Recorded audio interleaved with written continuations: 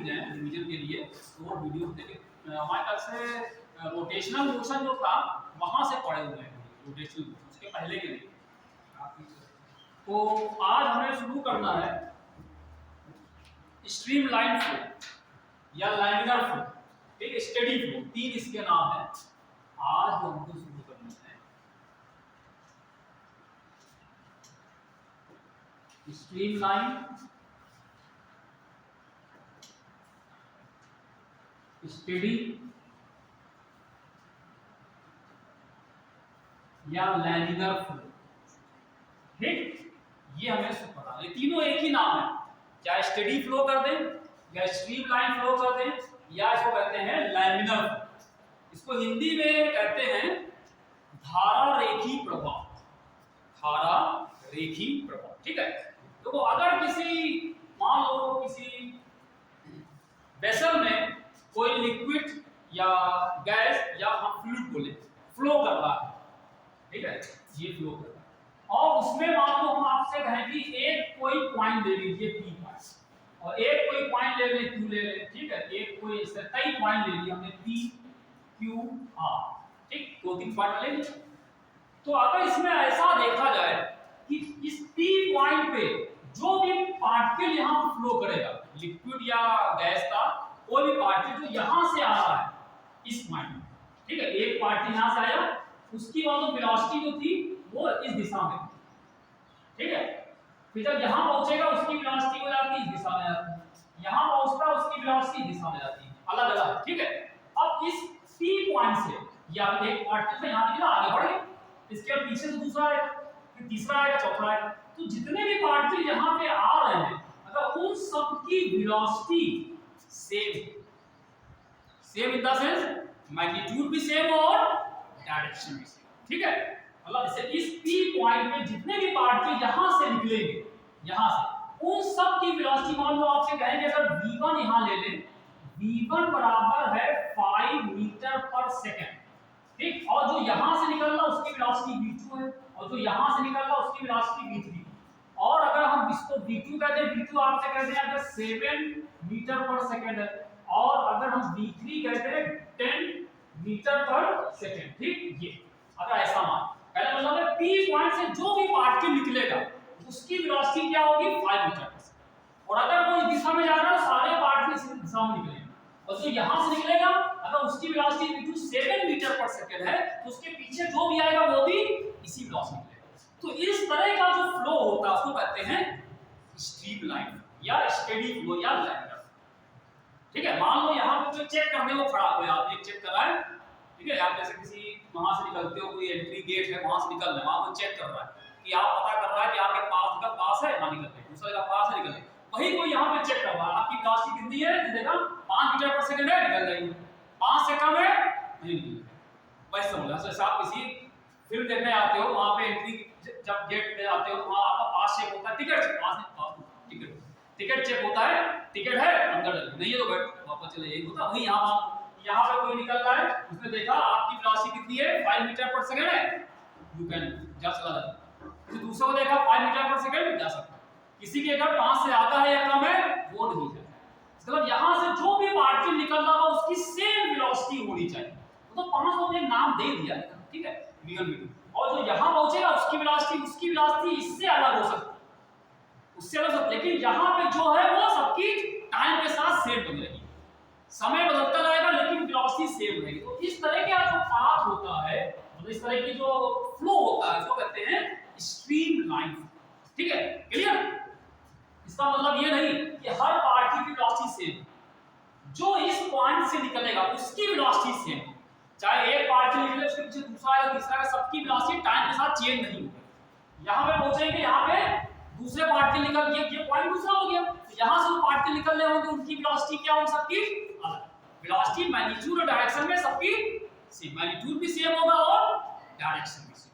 तो इस तरीके का जो फ्लो होता है उसको हम लोग क्या कहते हैं, स्ट्रीमलाइन फ्लो या स्टेडी फ्लो या लैमिनर फ्लो, क्लियर हो गया, ठीक है। अच्छा, और इस तरीके का जो पार्टिकल की जो मतलब पार्टिकल का जो पाथ होगा, एक पार्टिकल चला वो इस रास्ते में जा रहा था, वो यहाँ पे ये गया, ठीक है, दूसरे को यहाँ से निकलेगा इस रास्ते पे चला गया, यहाँ जा रहा है, तो तो ये जो उसका रास्ता होता है इसको कहते हैं स्ट्रीम लाइन पाथ। जो पाथ होता है इसका, इसको कहते हैं स्ट्रीम लाइन। मतलब जो फ्लो बनाएगा स्ट्रीम लाइन फ्लो, और जो पार्टिकल जो चल रहे हैं उनके जो रास्ते को कवर करें। यहाँ पे पार्टिकल था, उसका रास्ता क्या था, इसका रास्ता क्या, इसका, इनको मिला दो ऐसे। तो ये इसका मतलब क्या हुआ, इसके पीछे जो भी पार्टिकल आएगा वो इसी से चलेगा। जैसे आप पानी देखते हो कभी, पानी यहाँ से हल्का सा, पानी ज्यादा ना हो, कम क्वांटिटी में हो, कहीं जा रहा हो, आप हल्का सा उंगली से बना दो, उससे क्या होता है वो उसी पे चलता है, उसके पीछे वाला भी उसी चलेगा। कि जो इधर से पार्टिकल इधर जा रहा है तो अगला वाला इधर ही चलेगा, उससे क्या हो एक रास्ता बन जाता है। वो जो रास्ता बनता है कर्व उसको कहते हैं स्ट्रीम लाइन, वो पाथ है। क्लियर, समझ आया? तो स्ट्रीम लाइन फ्लो मतलब होगा कि किसी भी एक पॉइंट पे आप देखोगे तो अगर यहाँ पे एक पार्टिकल की जो वेलोसिटी है, सारे पार्टिकल की वेलोसिटी क्या होगी, c। चाहे इसमें चाहे लिख लीजिए इसमें दो तीन लाइन। स्ट्रीम लाइन फ्लो में क्या होगा कि velocity at any point, velocity at any point is same, velocity at any point या remains same, velocity at any point remains same in magnitude and direction both, in magnitude and direction both, velocity at any point remains same in magnitude and direction both। किसी भी point पे देखेंगे तो velocity जो होगी वो same बनी रहेगी, पॉइंट पे सेम रहेगी, पॉइंट बदल जाएगा तो वहां पर दूसरी हो जाएगी। ठीक, क्लियर? अच्छा, और इसका ये मतलब नहीं कि हर पॉइंट पे वेलोसिटी सेम, अलग-अलग पॉइंट की वेलोसिटी अलग हो सकती है, लेकिन एक पॉइंट पे जो होगी वो हमेशा उतनी बनेगी। तो जब तक ऐसा बना रहे तब तक ये स्ट्रीम लाइन में चलेगा। ठीक है, क्लियर? चलो, और अगर इस और आगे जो इसमें दूसरा पॉइंट लिखिए, नेक्स्ट पॉइंट, ये पहला पॉइंट और दूसरा पॉइंट लिखिएगा।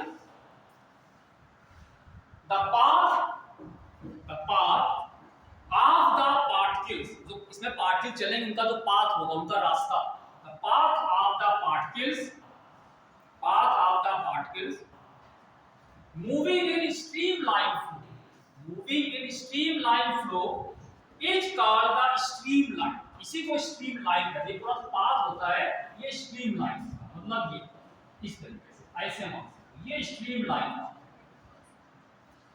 ठीक, अब आपने ये पॉइंट ले लिया, अब ये पॉइंट बदल गया, तो यहाँ पे जो भी पार्टिकल निकलेगा वो सेम वेलोसिटी से निकलता है। तो वो मान एक पार्टिकल इधर गया, इसके पीछे जो है वो भी इधर चलेगा, अगला वाला इधर चलेगा। इसका मतलब जो क्या होगा, जिस रास्ते में ये पार्टिकल यहाँ से निकला चलेगा उसके पीछे वाला भी उसी रास्ते से चलेगा, जो स्ट्रीम लाइन। तो वो अगर हम ये वाला पार्टिकल यहाँ इधर जा रहा था, इसके पीछे वाला भी इसी रास्ते पीछे चलता है। क्लियर? तो ये स्ट्रीम लाइन है। ठीक है, अच्छा, और इसमें तीसरा पॉइंट एक समझ लीजिए कि ये जो स्ट्रीम लाइन है, इनका जो पाथ होता है इसको स्ट्रीम लाइन कहते हैं।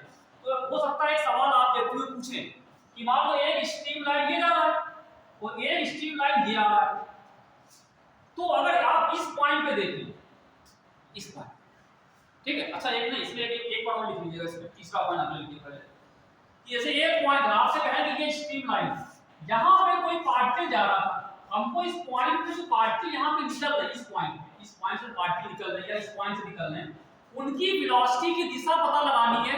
तो कैसे पता लगेगी, ये तो स्ट्रीम लाइन रास्ता बना था, इस पे इस पॉइंट पे टेंजेंट थी, तो टेंजेंट होगा उस दिशा में पार्टिकल की वेलोसिटी। क्लियर? नेक्स्ट पॉइंट लिखिएगा, tangent at any point, the tangent at any point of the streamline, tangent at any point of the streamline, tangent at any point of the streamline gives the direction of velocity, gives the direction of velocity of the particle।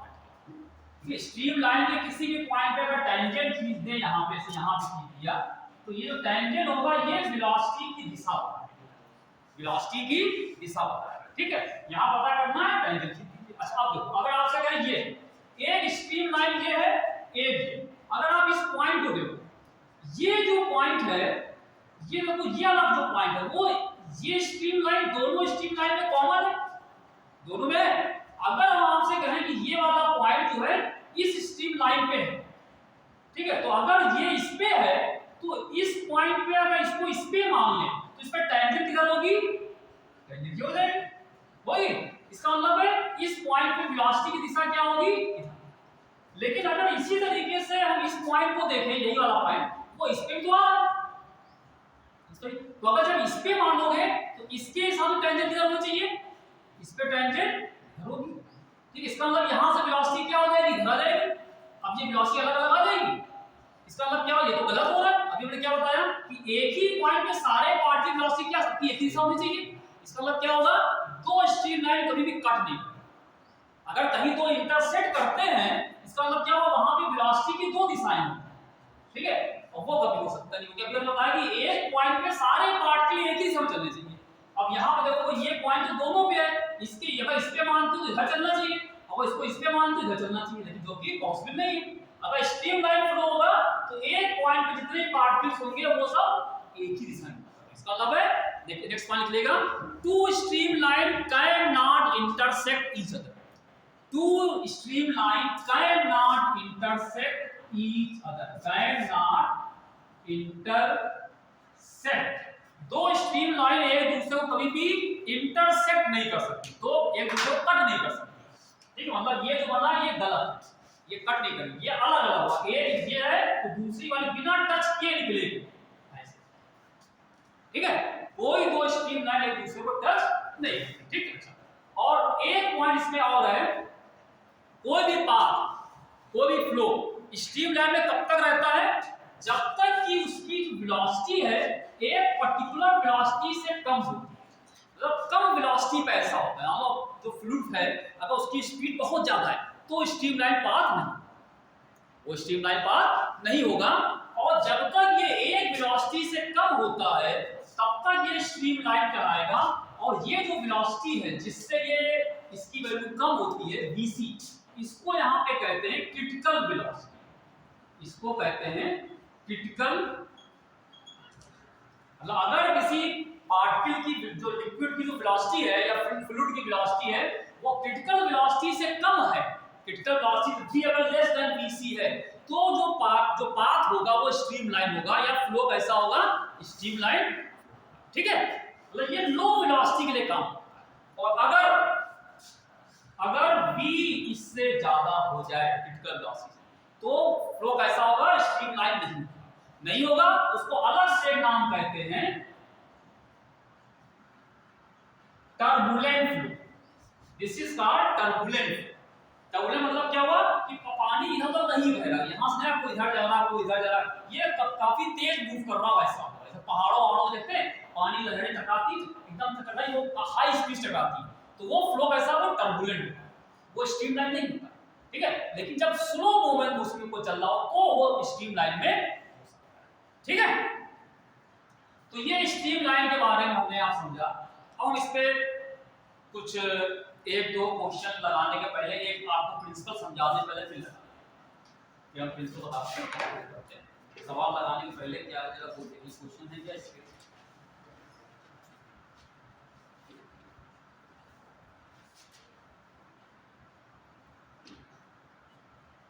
अच्छा हाँ एक चीज और देखिए,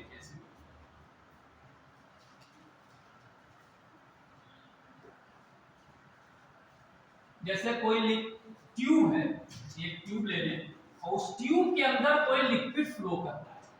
एक tube के अंदर कोई हमारा लिक्विड फ्लो है, फ्लूइड मान लो, फ्लूइड फ्लो कर रहा है। ये मान लीजिए एक ट्यूब है और इसके अंदर ये ट्यूब है, ये बनी हुई है, और इस ट्यूब का जो डायमीटर है वो मान लो d, डायमीटर d है, और इसमें जो लिक्विड फ्लो कर रहा है उसकी डेंसिटी रो। ठीक, और वेलोसिटी है v, वेलोसिटी लिक्विड की वेलोसिटी v है, डेंसिटी रो है, और जिस ट्यूब में ये फ्लो कर रहा है उसका डायमीटर d। ठीक है, अब यहाँ पे नंबर हम आपको बता रहे हैं, इसको कहते हैं Reynold number, REYNOLD, Reynold number, जिसको हम लोग कहते हैं RC से लिखते हैं, RC। इसकी वैल्यू होती है, इसकी वैल्यू होगी यहाँ पे रो VD अपॉन, ये रो VD अपॉन ईटा, या तो rho VD upon eta, rho VD upon eta. Rho is the density, V is the speed of the fluid, D is diameter, D इसका diameter। ठीक है, और यहाँ ईटा जो जो बना है, अभी हम इसको बताएंगे, आपको बताएंगे, इसको कहते हैं कोफिशिएंट ऑफ विस्कोसिटी। ठीक है, कोफिशिएंट ऑफ विस्कोसिटी। ठीक है, ये एक रेनॉल्ड नंबर, ठीक है, मतलब ये देखो किस पे डिपेंड करता है, ये डिपेंड कर रहा है किस पे, लिक्विड पे।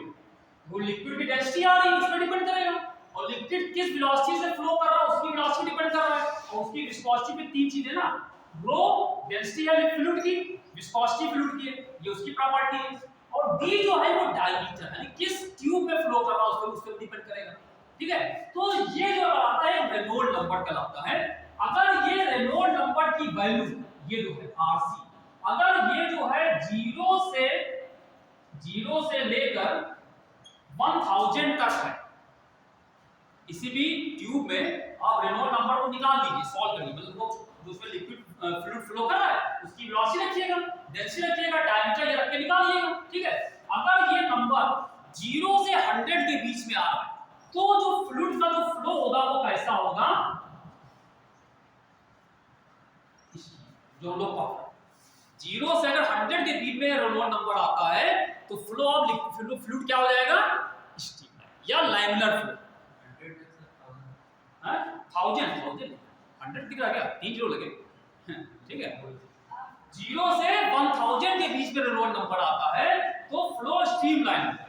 ठीक, और दूसरी चीज अगर है, अगर ये नंबर 2000 से ज्यादा हो, 2000 से, तो ये टर्बुलेंट हो जाएगा। अब ये क्या होगा, तब ये टर्बुलेंट फ्लो। ठीक है, 2000 से ऊपर। अच्छा, फिर कहोगे अगर 1000 से 2000 के बीच तो क्या हो, तो है, तो 1000 से अगर 2000 के बीच में है, ये इससे ज्यादा हो और 2000 से कम हो, तो उसको हम लोग यहां पे कहते हैं अनस्टेडी। अनस्टेडी, अब अनस्टेडी मतलब ये होता है ना, जैसे लिक्विड फ्लो कर रहा है, हो सकता है कि पूरे ट्यूब में हर जगह पे स्ट्रीमलाइन ना, कहीं पे स्ट्रीमलाइन हो सकता है, कहीं पे टर्बुलेंट होता है। ठीक है, ये अनस्टेडी होता है इसके बीच, और इसका मतलब है कि पूरे में जब अगर 1000 से कम के बीच में होगा तो पूरे ट्यूब में जो फ्लो होगा वो स्ट्रीमलाइन होगा, और 2000 से ऊपर होगा तो पूरे ट्यूब में टर्बुलेंट होगा, मतलब कहीं पे भी स्ट्रीमलाइन होगा इसके, और इसके बीच में तो कहीं पे स्ट्रीमलाइन हो सकता है, कहीं पे नहीं हो सकता। ठीक है, तो मेन चीज है 1000 से कम। ठीक है, क्लियर, ये हो गया। अब हम अगली एक चीज हम करने आ रहे हैं, इक्वेशन ऑफ कंटिन्यूटी, उस पे कुछ सवाल अभी हम लोग समझेंगे। इक्वेशन ऑफ कंटिन्यूटी, आज देखिए कितने बढ़िया बढ़िया चीज टॉपिक हम लोग सभी समझेंगे। आपको अगर ध्यान से सब पढ़े तो इंटरेस्टिंग टॉपिक है जो करना है, जो बर्नौलीज थ्योरम के जो एप्लीकेशंस हैं वो भी हम लोग जब समझ लेंगे अच्छी तरीके से, और में अगर आप समझने की कोशिश करें तो बहुत ही इंटरेस्टिंग टॉपिक है। एक यहाँ पे इक्वेशन है, इसको कहते हैं कंटिन्यूटी इक्वेशन। ठीक है, कंटिन्यूटी इक्वेशन ये क्या है, इस पे क्वेश्चन काफी होते हैं।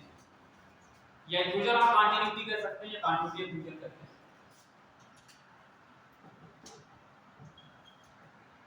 कंटिन्यूटी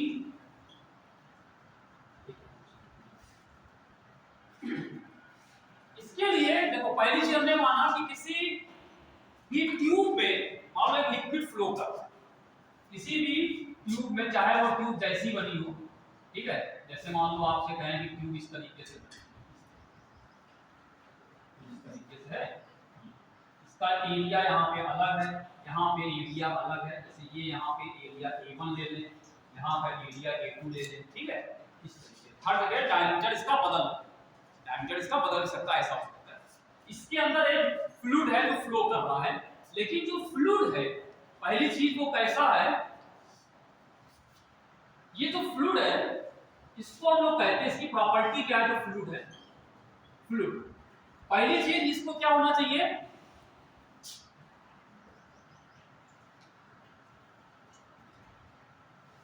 इनकंप्रेसिबल, यानी बताया इनकंप्रेसिबल फ्लूइड, इनकंप्रेसिबल। ठीक, तभी ये थ्योरम लगेगी, ये जो इक्वेशन तभी लगेगी जब फ्लूइड कैसा हो, इनकंप्रेसिबल। समझते हैं,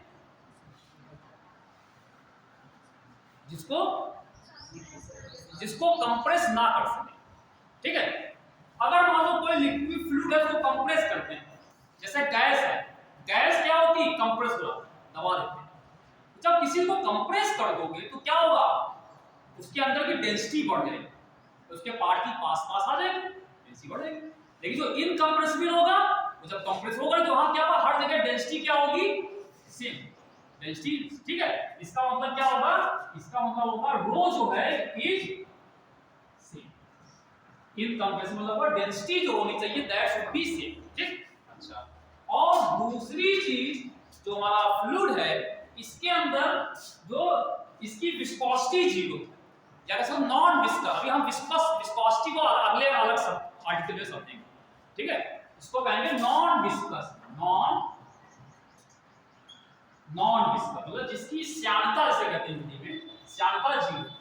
अगर ऐसा फ्लूइड यहां पे फ्लो कर रहा है, ठीक ठीक है, तो देखो, तो अगर मान लो यहां से कोई फ्लूइड एंटर करे और यहां से बाहर निकले, ठीक है। अगर हम आपसे कहें यहां पे कि मान लो आपसे कहें कि यूनिट टाइम है, यूनिट टाइम पे यहां से कितना फ्लूइड एंटर कर, ठीक, तो क्या यूनिट टाइम में उतना यहां से बाहर निकलेगा, ऐसा होगा,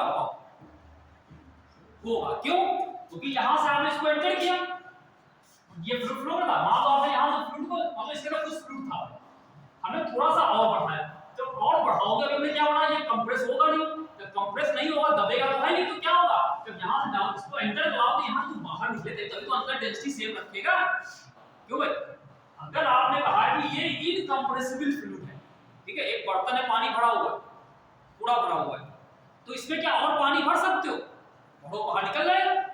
तो अगर वो बाहर ना निकले, आप इसको अंदर एंटर कराना चाहते तो क्या होगा, नीचे से आप होल करना पड़ता कि पानी वहां से निकल जाए, तो जितना एंटर करो उतना बाहर निकलेगा, नहीं निकलेगा, क्यों, अगर ये इनकंप्रेसिबल ना होता, हो सकता कुछ पानी दब जाता, कहीं पे इकट्ठा हो जाता, कुछ जमा हो जाता, तो कम यहां निकलता, लेकिन तो इनकंप्रेसिबल है, तो जितना यहां से एंटर करेगा उतना ही यहां से होगा। तो अब आप ये बताओ, अगर आपसे कहें यूनिट टाइम पे कितना यहां से मास एंटर कर रहा है, अगर आपसे कहें यहां पे फ्लूइड फ्लो कर रहा है, उसकी वेलोसिटी यहां पे v1 है और यहां पे वेलोसिटी है v2, ठीक है, तो जो यहां से एंटर कर रहा है उसका मास कितना होगा, मास ऑफ फ्लूइड एंट्री पर सेकेंड, एक सेकेंड में जो फ्लूइड यहां एंटर कर रहा है उसका मास कितना, निकाल सकते हो मास। देखो मास का फॉर्मूला क्या होता है आपको पता है, मास देखो एक होता है डेंसिटी बराबर मास अपॉन वॉल्यूम, होता है डेंसिटी बराबर मास अपॉन वॉल्यूम। तो अगर यहां से मास निकालना है तो मास बराबर क्या होगा, डेंसिटी वॉल्यूम, ठीक है।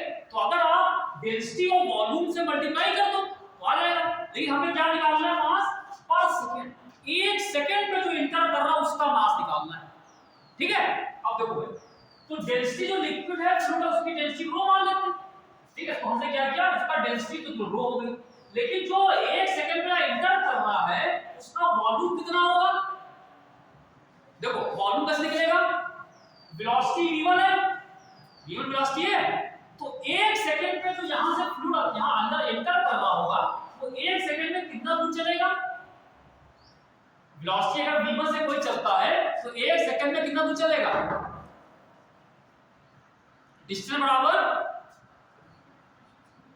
वेलोसिटी इनटू टाइम होता है, डिस्टेंस बराबर वेलोसिटी इनटू टाइम, डिस्टेंस बराबर कितना, वेलोसिटी इनटू टाइम कितना है 1 सेकंड, तो इतनी दूर चलेगा, यानी कि 1 सेकंड में वो मानो इतना दूर चलता है यहां से, ठीक है। तो देखो इसका एरिया कितना है a1 और इतना कितना चला v1 चला, तो एरिया बेस इनटू हाइट को मल्टीप्लाई तो वॉल्यूम आ जाएगा, भाई तो यहां से एंटर किया है, क्यों भाई, समझे भाई, जो यहां से यहां फ्लूइड को आपने एंटर कराया है इसके अंदर, इसको फेंका है, डाला है इसके अंदर, ठीक है, तो वो कहां से कहां गया, एक सेकंड में वो यहां से चल के यहां तक पहुंचा है, एक सेकंड में यहां से यहां पहुंचा है, तो ये कितना वॉल्यूम हो गया, इसका एरिया बेस इनटू हाइट, और हाइट कितनी है, ये v1 है, तो 1 सेकंड में कितना चलेगा? ये v1 चलेगा, ये तो होगा। तो कितना आ जाएगा? रो इनटू वॉल्यूम, वॉल्यूम कितना आ जाएगा? v1 इनटू a1, ये आ जाएगा। इतना फ्लूइड यहां से एंटर कर रहा है 1 सेकंड, क्लियर है? अब यही चीज यहां लगाओ, 1 सेकंड में यहां से बाहर कितना निकल रहा है A2 से, कितना निकलेगा? यहां निकाल सकते हो, तो निकालो। क्या निकालोगे? अगला निकाले इसमें मास ऑफ फ्लूइड लीविंग पर सेकेंड फ्रॉम A2 से जो लीव कर रहा है, बाहर निकल रहा है 1 से, वो कितना होगा बता सकते हो? सेम यही चीज कैसे निकालोगे? रो वही रहेगा, डेंसिटी इनटू वॉल्यूम। यहां पे वॉल्यूम क्या निकलेगा? 1 सेकंड में कितना चलेगा? यहां से यहां चला v2 चलेगा, है ना? तो एरिया कितना यहां पे A2, area into height A2 into हो जाएगा। वो कितना आएगा? A2 इनटू, अच्छा अभी हमने क्या बताया? हमारा फ्लूइड कैसा है? इनकंप्रेसिबल है, तो जितना एंटर करेगा उतना बाहर, इन दोनों को बराबर, इन दोनों को बराबर। जैसे बराबर किया तो क्या आएगा? मतलब इसको आप यहां पे यहां लिख लीजिए कि fluid entering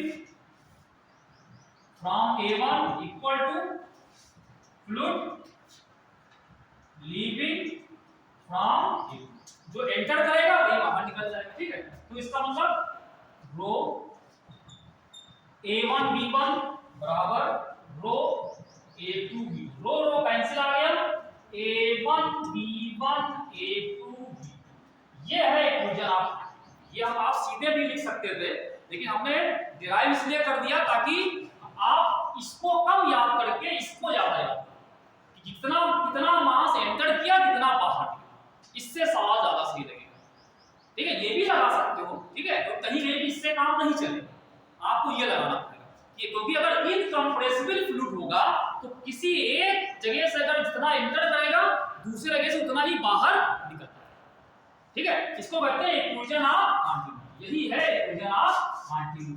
A1 B1 A2, अब इसका यूज क्या है? देखो इसका यूज ये है, A1 B1 equal to A2 B। अब आपने ऐसे इसको अब ऐसे कर लीजिए, मान लो हम इसको बड़ा साइज का, ये तो है, ये जो हमारा क्यूब थी ऐसे बनी, ये कुछ हमने ऐसे बनाया, क्यूब को हमने ऐसे बनाया, कहीं पे चौड़ी है, कहीं पे पतली है, कहीं पे ऐसे बनी, ठीक है? यहाँ पे एरिया हो गया अलग, यहाँ पे एरिया हो गया A1, यहाँ पे हो गया A2, यहाँ पे हो गया A2। इसका मतलब क्या हुआ? किसी भी पॉइंट पे देखोगे एरिया और वेलोसिटी का जो प्रोडक्ट होगा वो सेम, A1 into V1 बराबर A2 into V2 बराबर A3 into, इसी को कहते हैं कि जो AB बराबर ये कांस्टेंट है। इसका मतलब क्या?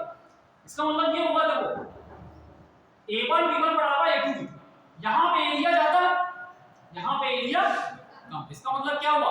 वेलोसिटी कौन ज्यादा होगी? A2 वाली कि A1 वाली? A2, क्यों?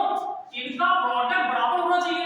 अब ये चीज पहले से A1 जब ज्यादा है, ठीक है, A1 लगा ज्यादा का V1 को भी ज्यादा कर दो तो ये ज्यादा ये कम हो जाएगा, यदि बराबर करना तो V2 को ज्यादा होना, तो जहां पे एरिया कम होगा वहां पे स्पीड ज्यादा, ठीक है? ये 100% दिमाग बिठा लीजिए, किसी भी ट्यूब में, कोई ट्यूब अगर कहीं पे नैरो है, कहीं पे वाइड है, यहाँ पे वाइड है यानी मोटी है, यहाँ पे पतली है, नैरो है, जहां पे पतली होगी वहां पे स्पीड ज्यादा, ये इक्वेशन आप कंटिन्यूटी है, ठीक है? जहां पे वाइड होगी वहां पे स्पीड, ठीक है? तो ये इक्वेशन आप कंटिन्यूटी से बताया गया। तो आप ये दो याद कर लो, एक AB बराबर कांस्टेंट और दूसरा ये कि एक जगह से कितना मास एंटर करता है, दूसरे जगह से जहां निकलता है। मास का फार्मूला क्या होता है? रो V1 A, area velocity into density, ठीक है? क्लियर? अब इसका एक तो सवाल करते हैं, फिर हम कुछ और आगे देखते हैं। ये याद कर लीजिए, इसको अभी हम क्वेश्चन पे आते हैं।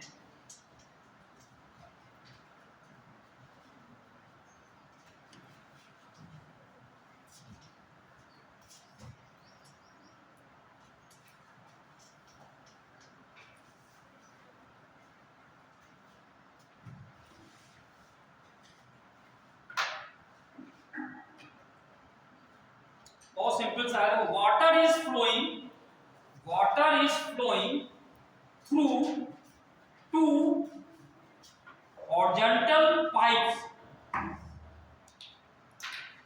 Water is flowing through two horizontal pipes of different diameters,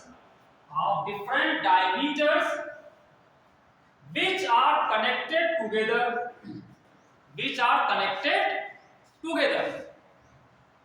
Water is flowing through two horizontal pipes of different diameters which are connected together. ठीक, फिर आगे है the diameters of the two pipes are 3 centimeter and 6 centimeter. Diameters of the two pipes are ये 3 centimetre है और साथ में 6 centimetre, दोनों पाइप के डायमीटर्स हैं 3 और 6 सेंटीमीटर रिस्पेक्टिवली। ठीक है, फिर कह रहे हैं if the speed of water in the narrower tube, narrow मतलब पतली, NARR narrower, NARR OWER, in the narrower tube is 4 centimeter, is 4 meter per second, then the speed of water in wider tube, तो इसमें बताओ wider tube में कितनी हो जाएगी।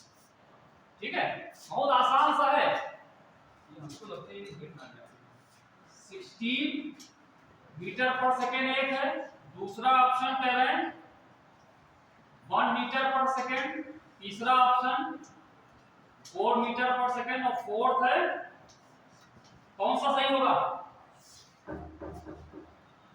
एक पानी है, दो पाइप्स हैं, ठीक, उनमें फ्लो कर रहा है। ठीक है, लेकिन दो जो पाइप बने हैं कुछ इस तरीके से बने हैं, मान लो ये ऐसे बना हुआ, एक मोटा बना हुआ, एक थोड़ा सा पतला बना हुआ, ऐसे ये कनेक्टेड, दोनों आपस में कनेक्टेड है। Two horizontal pipe of different दोनों के डायमीटर्स अलग अलग है। एक का डायमीटर ये छोटा वाला पतला था, इसका है 3 सेंटीमीटर डायमीटर, ये पूरा डायमीटर कहते हैं, ये कितना है 3 सेंटीमीटर, और इस पूरे का डायमीटर कितना है 6 सेंटीमीटर दिया हुआ है। इससे फ्लो कर रहा है और दोनों कनेक्टेड है। फिर ये कह रहे हैं कि अगर speed of water in the narrower tube, जो पतली वाली ट्यूब है उसमें यानी इसमें जो स्पीड कितनी है, उसकी 4 मीटर पर सेकंड दे रखी है, तो इसमें बतानी speed, then the speed of the water in the wider tube, तो वाइडर वाली भी मोटी वाली ट्यूब में बताना है स्पीड। हो जाएगा, बोलो भाई कैसे करोगे?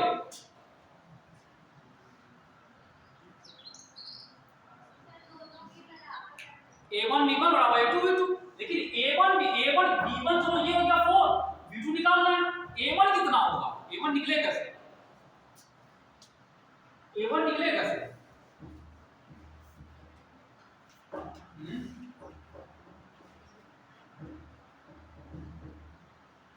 A1 कैसे निकलेगा?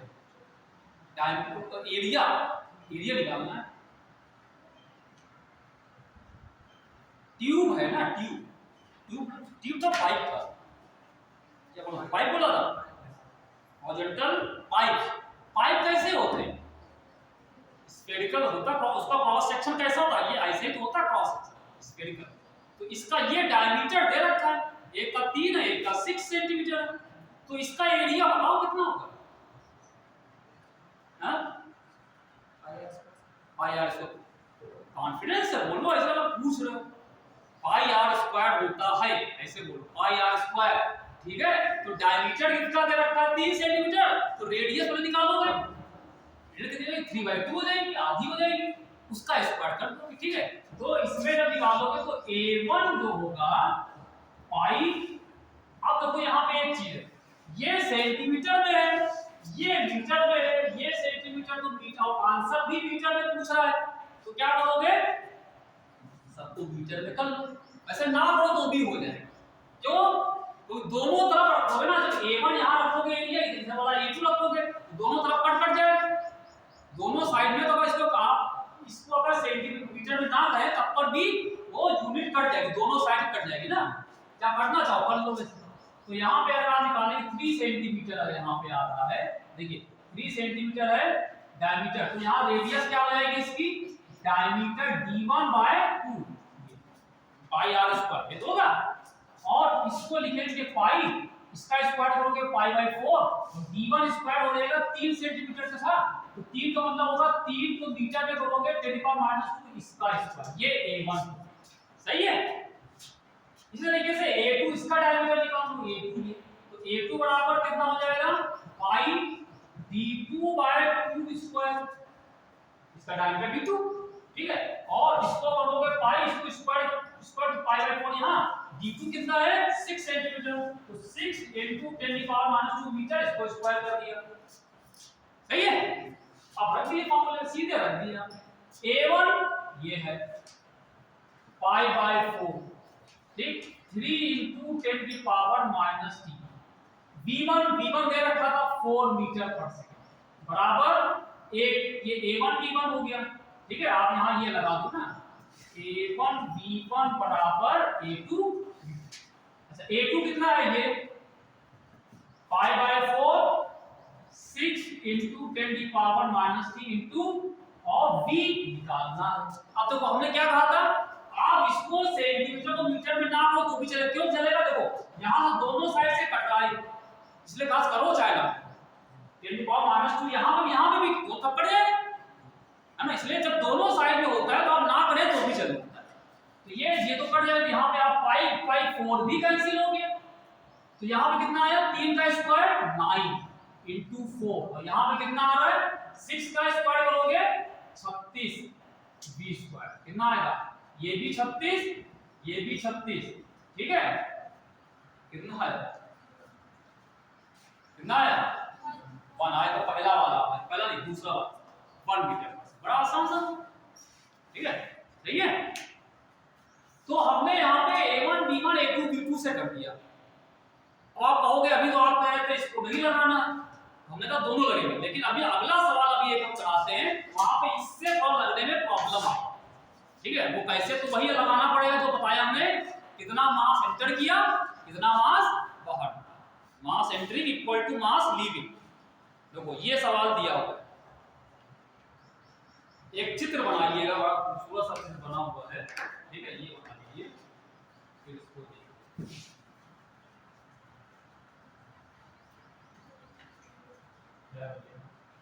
कौन लोग पढ़ गए आपने,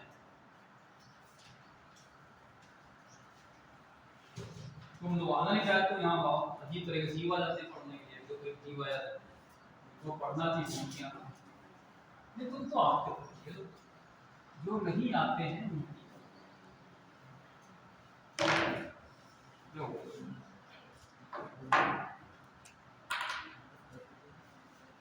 एक डायग्राम ये बना लीजिए,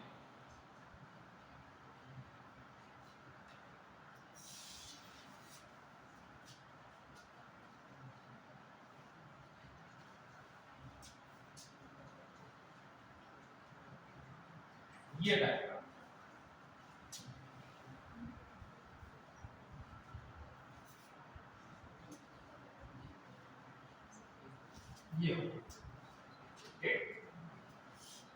ये इसका एरिया है, और यहां से एक कोई फ्लूइड है 1 मीटर पर सेकंड से यहाँ पे एंटर कर रहा, वेलोसिटी इसकी है, ठीक है।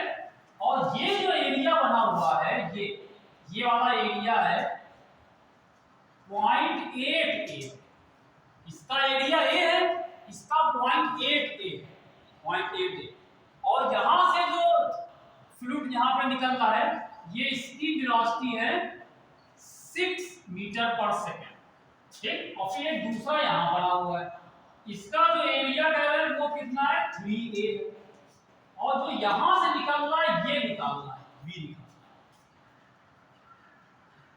In incompressible liquid is flowing through a horizontal pipe as shown in figure. The value of speed v is, v की वैल्यू बतानी है, ये हॉरिजॉन्टल पाइप यहाँ से पानी जो है लिक्विड है ये एंटर करता है, इसमें फ्लो करता है। तो V की वैल्यू बता, ठीक है बना, in and incompressible liquid is flowing through horizontal pipe as shown in figure, the value of speed V, V की स्पीड बता दी। यहाँ V होगा वो कितना होगा ये आपको बताना है, स्पीड ऑफ लिक्विड आपको यहाँ बताना है भैया।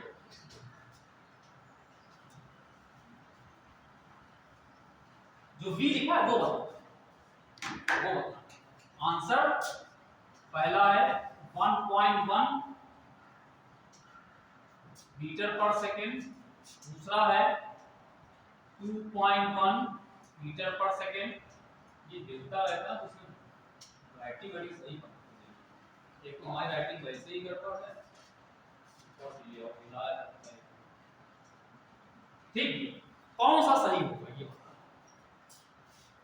क्या करें बताओ। अब यहाँ पे A1 B1 A2 B2 लगा सकते हैं, कैसे लगाओ, यहाँ तो 3 आ गए ना, 3 लेकिन एरो देखो, इसका एरो अंदर है, इसका यहाँ से फ्लूइड एंटर कर, ठीक ये बाहर है, इसका यहाँ से बाहर निकल रहा है, यहाँ से बाहर निकल रहा है, तो क्या होगा, जितना यहाँ से एंटर किया उतना यहाँ से बाहर निकला, यहाँ से एंटर करने वाला और बाहर निकलना दो जगह से निकलना बाहर, तो जो यहाँ से इतना निकला, ये मान लो कि 1 सेकंड में यहाँ से कितना निकला मास, 1 सेकंड में यहाँ निकला, उनको उसको सब कर दो, वो बराबर यहाँ से 1 सेकंड में कितना एंटर करेगा, ठीक है, तो ये लगा दो फॉर्मूला तो आ जाएगा। तो कितना मास एंटर करेगा, mass of liquid, mass of liquid entry जो एंटर कर कितना आ जाएगा, कैसे निकालते हैं, कहता है rho density area mass of liquid entry पर सेकंड,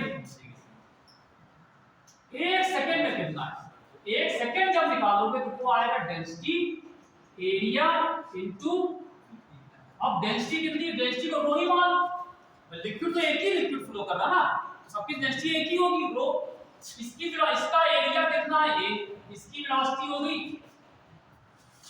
यहां से, अब कितना यहां से लीव कर रहा है, ठीक है, तो अब क्या करोगे,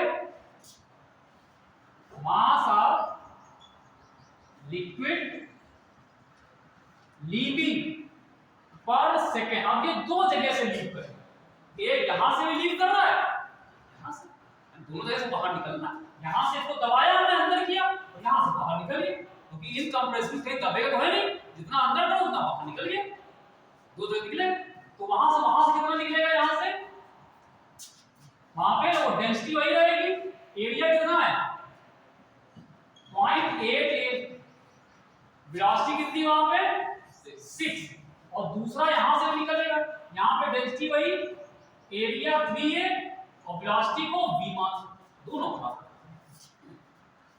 रो ए बी कैंसिल हो जाएगा, तो मतलब क्या करोगे आप, रो ए बी ये एंटर कर रहा है, ये निकल रहा, तो ये रो इधर लिखा 0.88 into 6 प्लस रो into 3a into v, देखो भाई रो रो रो रो रो रो रो तीन लगे, ठीक है, रोना नहीं, ठीक है, ए ये हो गया, यहां पे कितना आया, ये 8 है ना, ये 8, तो यहां पे 8 बचा, यहां कितना आया, ये कैंसिल हो गया, 6 into 8 कितना होगा 4.8 है ना, प्लस यहां पे 3 into v निकालना था, अब क्या करोगे, इसको इधर ले आइए, तो 8 माइनस 4.8 3v, 8 में से 4.8 को माइनस को कितना है 3.2 है,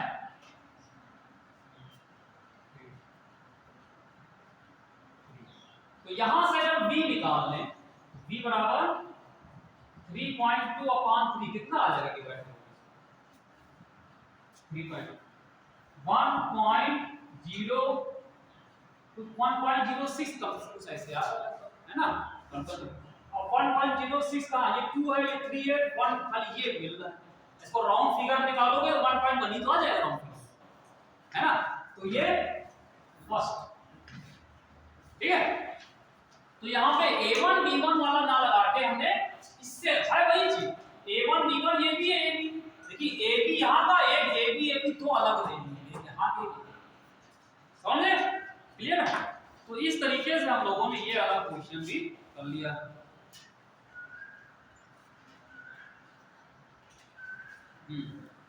अच्छा ये एक सवाल हमारे पास ये और है ये सवाल हम आपको उसमें कुछ वहां पर लिखे भी क्वेश्चन अलग से रखे उसमें हम भेजेंगे तो ये हो जाएगा कहो तो करा देंगे अगला क्या जो वो देख लें क्या करना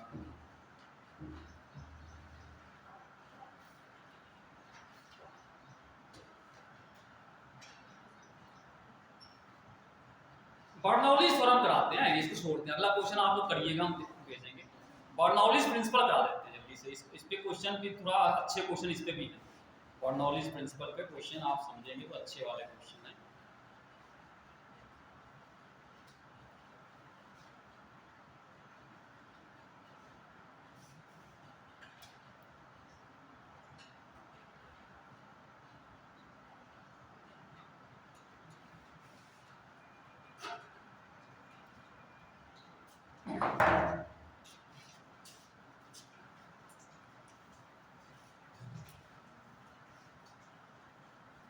हम इसको कल फिनिश करना चाह रहे हैं ये फ्लूइड डायनामिक्स खाली कल कितना सीखा है कल विस्कोसिटी और सरफेस टेंशन सब मिलाकर खत्म कर रहा है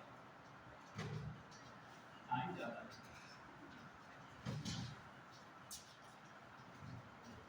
देखो अब एक जो क्वेश्चन हम लोग भेजने की बात कर रहे हैं तो सवाल ये है क्या उसमें एक सवाल दिया हुआ है लिखना नहीं हम भेज देंगे है ना समझ लो क्या है कह रहे हैं ध्यान सुनिएगा the cylindrical tube of a spray pump has radius of one end of which has n fine holes each of radius of if the speed of liquid in the tube is v capital V the speed of ejection of the liquid through the holes is तो ये कह रहे हैं please मत पाए बोल रहे हैं नहीं समझ पाए ना ये कह रहे हैं एक स्प्रे ट्यूब देता है स्प्रे पंप स्प्रे करते हो मच्छर भगाने वाला ना या फिर अब तो होली में स्प्रे पे बच्चे खेलते हैं लोग नहीं खेलते उनसे जुड़े बच्चे स्प्रे लेके और ठीक है उसमें क्या होता था ये क्या है इसी बात तो बोतल है ना मतलब स्प्रे वाला तो एक सिलेंड्रिकल टाइप की ट्यूब बनी है ये सिलेंड्रिकल टाइप की ये ट्यूब है ये स्प्रे पंप यहां ठीक है इसकी जो रेडियस है ये यहाँ पे एक रेडियस इसकी दे रखी है ये आर है और एक सिरे पर रेडियस आर और जो दूसरा सिरा यहाँ बना था कह रहे हैं यहाँ पे छोटे छोटे कुछ होल्स बने यहाँ पे छोटे छोटे होल्स हैं जैसे आपने देखा होगा स्प्रे वाला एक होता है घरों में आपके घर में अगर पेड़ पौधे लगे उसमें आप पानी डालते हो ऐसे सावर वाला सावर होता है घरों में पानी लगा होता है उसमें नहाते हो सावनी वाला ठीक है उसमें छोटे छोटे होल्स बने होते हैं तो ये यहाँ पे बना हुआ है और इस पे जो होल्स है यहाँ पे इस तरह के n होल्स एक सिरे पे n होल्स बने ठीक है और जितने भी होल्स है सबकी इन सबकी रेडियस कितनी है स्मॉल आर रेडियस के ठीक है ये कैपिटल आर ये बड़ा साइज का है ये छोटे छोटे यहाँ पे होल्स बने ठीक है तो ये कह रहे हैं अगर यहाँ से जो लिक्विड फ्लो कर रहा है अगर उसकी वेलोसिटी v है तो जो यहां से लिक्विड निकलेगा पानी निकलेगा उसकी स्पीड कितनी है उसकी वेलोसिटी कितनी होगी ये लिखा समझे समझ गया तो समझे कि एक स्प्रे पंप था उसका एक सिरा पे रेडियस r है और यहां पे जो लिक्विड यहां से जाता है उसकी वेलोसिटी v है तो जो यहां पे छोटे-छोटे होल्स बने थे फव्वारे वाले जो बने हुए थे तो यहां से जो पानी निकलेगा उसकी वेलोसिटी आपको निकालनी मान लो v है तो क्या वही कर दो कि यहां से कितना एंटर किया 1 सेकंड में यहां से कितना तो यहां से कितना एंटर करेगा डेंसिटी एरिया कितना होगा पाई r स्क्वायर इनटू वेलोसिटी ठीक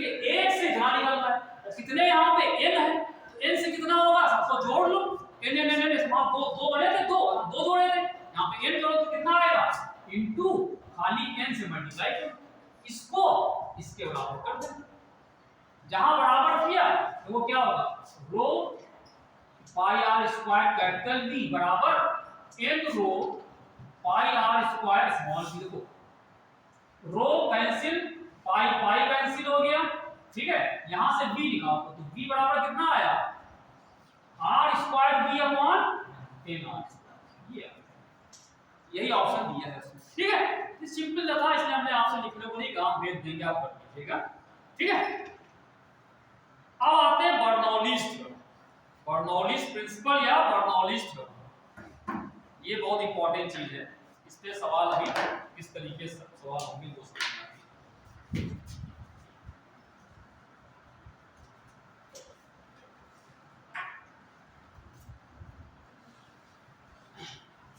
देखिए बर्नौलीज थ्योरम में पहली चीज ये समझ लीजिए कि जो एक कोई पाइप ले लें उसमें फ्लूइड फ्लो कर रहा है और फ्लोट कर रहा है, साथ में उस पर कोई फोर्स भी लग रहा है। हमने अभी इसके पहले आपको कुछ क्वेश्चन कराए थे जहां पे हमने कहा था कि जो हमारा फ्लूइड कैसा है वो इक्विलिब्रियम में माना, कहा था एक साम्यावस्था में, कहा था जब वो इक्विलिब्रियम में होता था तो कहते थे हर जगह उसका प्रेशर क्या रहता था, हर जगह बराबर। लेकिन अब जो हम मान के चल रहे हैं वो फ्लूइड कैसा है, वो नॉन इक्विलिब्रियम है, वो इक्विलिब्रियम में नहीं, जब इक्विलिब्रियम में नहीं होगा तो उसको आगे बढ़ने के लिए कोई ना कोई फोर्स लग रहा होगा। इक्विलिब्रियम का मतलब होता है कि फोर्स ना लगे, फोर्स जीरो, जब इक्विलिब्रियम में नहीं होगा तो फोर्स लगेगा, उस पर कोई फोर्स लग रहा होगा, और जब फोर्स लगेगा उस वजह से इसमें क्या होगा, हर जगह पे प्रेशर जो होगा वो सेम नहीं, ठीक है। तो इसमें हम एक थ्योरम है वो अभी हम लोग समझते हैं वो क्या है, इसको हम लोग कहते हैं BERNOULLI बर्नौलीज थ्योरम या बर्नौलीज प्रिंसिपल, बर्नौलीज प्रिंसिपल, ठीक है। ये कुछ इस तरीके से मान लीजिए, ये एक ट्यूब टाइप की बनी हुई है, ये और ये हमने ऐसे मान लिया, ये है, ये ट्यूब है, इसके अंदर कोई फ्लूइड है फ्लो कर, यहां से चल के ऐसे निकलना है, यहां से ऐसे आ रहा है, ऐसे मान लीजिए, जैसे आप अच्छा लगे देखने में, अगर आपको लगा ऐसे अच्छा लग रहा तो ऐसे मान लेना, तो ऐसे लगे तो ऐसे मान लीजिएगा, और ये अंदर फ्लो कर रहा है। अब हमने एक चीज ये माना कि जो यहां से फ्लूइड एंटर कर रहा है, यहां पे जो प्रेशर है वो मान लो P1 लगता है, प्रेशर कितना है यहाँ पे P1 है, और जो फ्लूइड यहां से एंटर कर रहा है उसकी जो वेलोसिटी है V1 होगी, ठीक। और दूसरी चीज ये जो क्रॉस सेक्शन है, ये ग्राउंड जमीन फर्श जिसे कहते हैं, जिसको हमने रेफरेंस लेवल मान रखा, ये क्या चीज है हमारा, ये जो बना है ये क्या है, रेफरेंस लेवल,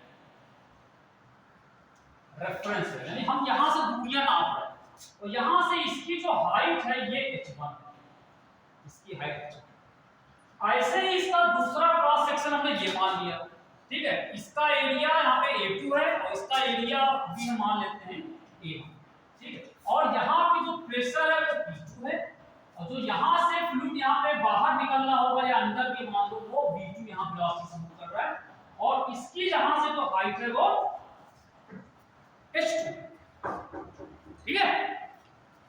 तो देखो जो बर्नौलीज प्रिंसिपल है वो एक तरीके से यहाँ पे कंजर्वेशन ऑफ एनर्जी को बताता है, किसको बताता है, कंजर्वेशन ऑफ एनर्जी को बताता है, ठीक है। अब वो कंजर्वेशन ऑफ एनर्जी क्या कहता है, वो ये कहता है कि P plus half rho V square plus row GH, this is constant, ये ठीक, मतलब लेकिन तब जो फ्लूइड कैसा होना चाहिए, कैसा होना चाहिए, नॉन विस्कस होना चाहिए, विस्कोसिटी जीरो पहली चीज, ये तब लगेगा जब कैसा फ्लूइड कैसा पहले माना था हम लोगों ने, नॉन विस्कस होना चाहिए, ठीक। और दूसरा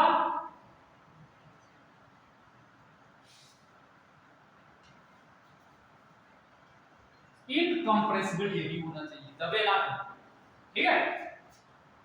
तो ये कांस्टेंट है। अब ये क्या चीज है, ये जो पहली चीज तो दिखाई दे रही है इसको कहते हैं प्रेशर। ये पहला टर्म जो यहां पे लिखा हुआ है इसको हम लोग कहते हैं प्रेशर एनर्जी करना, प्रेशर एनर्जी, ठीक। और ये चीज जो लिखी है इसको कहते हैं kinetic energy per unit volume, energy per unit. और ये जो तीसरा टर्म लिखा है इसको कहते हैं potential energy, potential energy per unit, मतलब kinetic energy per unit volume, potential energy per unit volume और प्रेशर एनर्जी, इन तीनों का जो सम होता है वो क्या होता है, कांस्टेंट। ये कंजर्वेशन ऑफ एनर्जी, मतलब ये कि एनर्जी का लॉस नहीं, क्योंकि ये कैसा है, नॉन विस्कस है। अगर विस्कस फोर्स, अगर विस्कस होगा फ्लूइड तो ये काम नहीं करेगा, क्योंकि तब एनर्जी चली जाएगी कहां पे, विस्कस फोर्सेस को ओवरकम करने। यहां विस्कस फोर्स है नहीं, तो ये फार्मूला यहां पे काम करेगा। ये कहता है प्रेशर एनर्जी, ये कहता है, अच्छा इसको कहते हैं kinetic energy per unit volume. तो भाई काइनेटिक एनर्जी का फार्मूला क्या आपको पता है, हमने पढ़ा काइनेटिक एनर्जी का फार्मूला क्या होता है, बराबर हाफ एमटी स्क्वायर। अगर आपसे कहें kinetic energy per unit volume कर दो तो क्या होगा, काइनेटिक एनर्जी को वॉल्यूम से डिवाइड कर दो, ये तो करोगे है ना। तो जब इसको काइनेटिक पर यूनिट वॉल्यूम भी से डिवाइड करोगे तो यहां भी डिवाइड करोगे, जब यहां करोगे तो हाफ और m अपॉन v को अलग कर दो, और m अपॉन v क्या हो जाएगा, mass upon volume density, half rho, ठीक है। तो ये हो गया हाफ रो, इसके तो कहते हैं काइनेटिक एनर्जी पर यूनिट। और ये भी एक एनर्जी, यहां पे प्रेशर भी है कि प्रेशर एनर्जी का, ठीक है। अच्छा अब ये क्या है, पोटेंशियल। तो वो पोटेंशियल एनर्जी का फॉर्मूला हमने क्या पढ़ा था, mgh, mgh पढ़ा था। अब अगर आपसे कहें potential energy per unit volume बताओ तो क्या होगा, इसको वॉल्यूम डिवाइड करोगे, इसको भी v से डिवाइड किया तो कितना आया, m अपॉन v अलग कर दिया, m अपॉन v, ठीक है। तो ये जो हमारा फ्लूइड है उसके यूनिट वॉल्यूम की जो एनर्जी का सम कांस्टेंट है। यहां की एनर्जी मतलब इस जगह, मतलब अगर आप यहां पर निकालो तो यहां पे क्या होगा, यहां प्रेशर P1 है, P1 half rho V1 square plus रो GH, ये हो गया इसके लिए, इस पॉइंट के लिए। भाई ये यहां पे प्रेशर P1 लग रहा है, यहां पे भाई फ्लूइड तो एक ही फ्लो कर, डेंसिटी तो एक ही रहेगी, ठीक है। और यहां वेलोसिटी v1 है और रो gh1 इसकी है। फिर जब यहां पहुंचे तो वहां पे क्या आया, प्रेशर हो गया p2, प्रेशर हो गया p2, ठीक। और हाफ रो वेलोसिटी हो गई हाफ रो v2 स्क्वायर हो गया, ठीक है। और प्लस रो gh2 इसकी है। बस ये ध्यान रखना कि जो हाइट है वो एक ही जगह से नापी जाएगी, जो हाइट होगी वो एक ही जगह से नापी जाएगी, इसको कहते हैं रेफरेंस। अब इसमें होता है कभी कभी हम लोग क्या करते हैं, इस रेफरेंस को उठा के यहां कर देते हैं। अगर यहां कर दोगे तो इसकी हाइट 0 हो गई, तो ये पहला वाला 0 हो जाएगा, ये वाला खाली h हो जाएगा। तो वो भी अपने कन्वीनियंट के अकॉर्डिंग हम लोग कर लेंगे।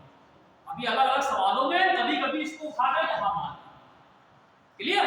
तो ये आप फॉर्मूला याद करिए, P plus half rho square plus रो GH बराबर, ये बर्नौलीज थ्योरम कहलाती है या बर्नौलीज प्रिंसिपल, ठीक है। मतलब ये कब होना चाहिए, जब नॉन विस्कस इनकंप्रेसिबल फ्लूइड किसी ट्यूब में फ्लो कर रहा होगा, नॉन विस्कस होना चाहिए ताकि एनर्जी का लॉस ना हो, तभी एनर्जी कांस्टेंट, ठीक है। और इनकंप्रेसिबल क्यों कह रहे हैं, क्योंकि डेंसिटी हर जगह सेम बनी है, यहाँ पे मोटा पतला कहीं हो लेकिन डेंसिटी हर जगह सेम है, तभी रो तो बराबर एक रहेगा, रो कांस्टेंट रहेगा ना पूरे में, ठीक है। तो ये हमारा बर्नौलीज प्रिंसिपल हम लोग लगा के अभी सवाल को देखते हैं, ठीक है।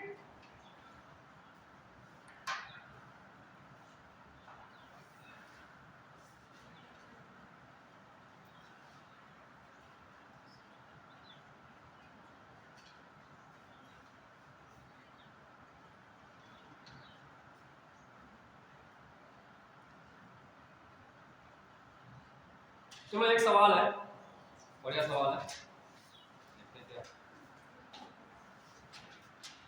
अब देखो एक चीज और है, अब ये हमने ऐसे बनाया हुआ है, ठीक है, अगर इसी को ट्यूब को हम सीधा कर दें, सीधा इन द सेंस हॉरिजॉन्टल, अभी सवाल लगाने के लिए एक चीज पहले और बता दिया, हटा दें, है ना।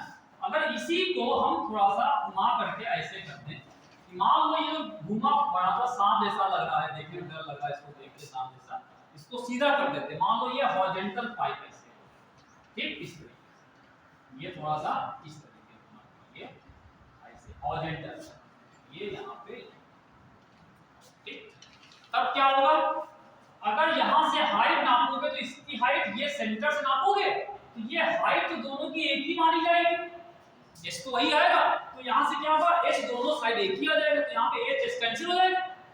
अगर हॉरिजॉन्टल पाइप होगी तो यही जो बर्नौलीज थ्योरम आ जाएगी, P1 जैसे यहां लगाएंगे, यहां पे P1 आ गया, वेलोसिटी P1, यहां पे P2 velocity P2, P1 plus half रो V1 स्क्वायर और प्लस इसकी हाइट कितनी होगी h रो जी h, ठीक है। इस पॉइंट पे पहुंचे क्या आया, P2 प्लस हाफ रो V2 स्क्वायर और दूसरा क्या लिखा हमने, रो जी h, भाई तो ये कैंसिल हो गया, तो इसमें खाली क्या आ जाएगा, सिर्फ ये हो जाएगा P plus half rho V square, ये कांस्टेंट, इसमें पूरी चीज कौन सी, ये इस वाला आ गया, समझे। अगर हॉरिजॉन्टल पाइप बना हुआ है सीधा सीधा, हर जगह उसकी हाइट बराबर है, तो h वाला टर्म हट जाएगा, दोनों साइड कट जाएगा, इधर का इधर कट गया, बचा क्या, P प्लस हाफ, मतलब potential energy, sorry pressure energy और प्लस काइनेटिक एनर्जी, खाली इनका सम कांस्टेंट है, पोटेंशियल एनर्जी कट गई तो h तो 0 हो गया ना, बराबर, मतलब दोनों तरफ h कांस्टेंट है, ठीक है। तो जब हॉरिजॉन्टल पाइप होगा तो खाली इसको लेके, ठीक है, क्लियर। चलिए लिख लीजिएगा, ये किसके लिए लगेगा, ये है फॉर हॉरिजॉन्टल वो इसको क्षैतिज कहते हैं, क्षैतिज पाइप, ठीक है। हॉरिजॉन्टल अगर पाइप बना हुआ, सीधा सीधा पाइप बना हुआ, तो उसके लिए ये लगेगा P plus half rho V square बराबर, तब ये इसके लिए है, वरना आप ये लेके चलोगे, ठीक। चलो इसका एक सवाल प्लेस करते हैं,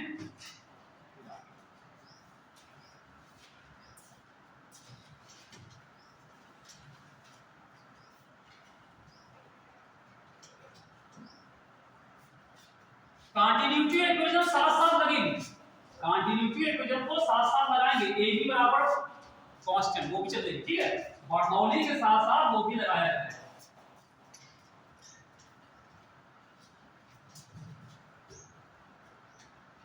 अभी शायद परसों जेई का पेपर था, परसों हुआ था, उसमें ग्राफ वाले क्वेश्चन कुछ आए, ग्राफ वाले क्वेश्चन आए थे उसमें, ग्राफ के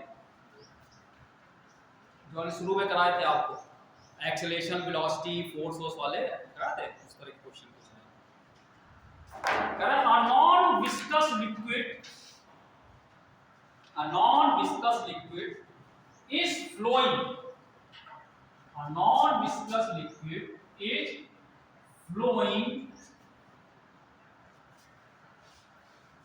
flowing,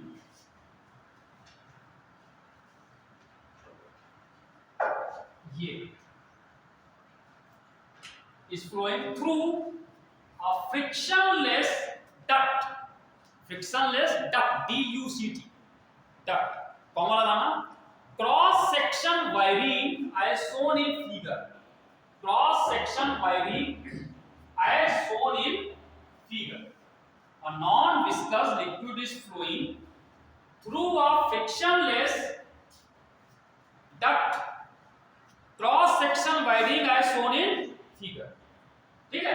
अब इसमें देखो सवाल क्या है, इसमें एक नॉन विस्कस फ्लूइड है, लिक्विड है, वो फ्लो करता है, लिक्विड फ्लो करता है, जिसमें क्रॉस सेक्शन क्या यहाँ पे जाता है और ये सब यहाँ पे कांस्टेंट बना हुआ है, फिर यहाँ पे कम होता है, यहाँ का कांस्टेंट है, यहाँ पे कम होती है, जैसे बोतल होती है, बोतल अभी तुम लोग हाँ ये रखी तो ये बोतल रखी ऐसे बना हुआ है, यहाँ पर तो बराबर है, यहाँ पे एकदम नैरो, तो सीधा कर दो, बोतल सीधी रखी है तो ये ऐसे, ये बोतल में पानी यहाँ पे बह रहा है। सवाल क्या कह रहे हैं, नीचे कुछ ग्राफ बने हुए हैं, नीचे ग्राफ बने हैं, तो एक ग्राफ ऐसा, प्रेशर और डिस्टेंस में ग्राफ बना हुआ है। एक तो ये बना दिया, ठीक, एक ऐसे बना दिया, एक ये बना दिया, ये प्रेशर और डिस्टेंस, ठीक। एक और है, एक उन्होंने बाकी इधर बना देते हैं, एक बनाया है इस तरीके का, ठीक, और एक बना दिया कुछ इस तरीके से, इस तरीके में। इसमें से कौन सा सही है? कह रहे हैं which of the following graph represents the variation of pressure P along the axis of Q? इसमें से कौन सा ग्राफ है जो बता रहा है कि जो Q की जो एक्सिस है, एक्सिस समझते ना, ये एक्सिस के अलावा अगर हम आगे बढ़ते जाएं तो प्रेशर हर जगह बदलता जाएगा, बदल सकता है, ठीक है। इसमें कौन सा ये सही ग्राफ बता रहा है, प्रेशर को बता रहा है कि which of the following graph represent the variation of pressure P along the axis of Q? इसमें से कौन सा सही है कि डिस्टेंस बढ़ने पे ये क्या कह रहा है, ये कह रहा है प्रेशर कांस्टेंट फिर कम हो गया, ये कह रहा है कुछ दूर तक कांस्टेंट कम रहा फिर बढ़ गया, ये कह रहा है ये कम हुआ बढ़ा कम हुआ, ये कह रहा है हर जगह एक जैसा। तो कौन सा प्रेस सही होगा, कौन सही होगा?